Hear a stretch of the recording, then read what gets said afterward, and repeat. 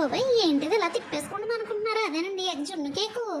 ఒక గిన్నెలో కొద్దిగా పంచదార, కొంచెం బెల్లం వేసుకుని, కొన్ని వాటర్ వేసుకుని ఇలా సిరప్లా చేసుకుని కొంతసేపు చల్లారించి పక్కన పెట్టుకోవాలండి.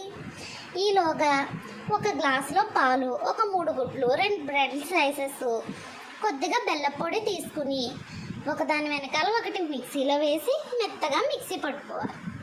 ఈలోపు ఒక గిన్నెలో వాటర్ వేసి దాని మీద మూత పెట్టి ముందుగా తయారు చేసుకున్న సిరప్ని వేసుకుని మిక్సీ పట్టుకున్న పాలు వేసి పైన మిరియాలు, లాలిక్కాయ పొడి వేసి ఇలా పెట్టుకోవాలండి. ఇలా ఆవిరి పట్టుకొని ఒక 10 నిమిషాల తర్వాత చూసుకుంటే ఇలా చాక్తో కానీ టూత్ పిన్తో కానీ చూసుకుంటే మన చాక్ అంటుకోలేదంటే గట్టిగా ఉడికిపోయినట్టే.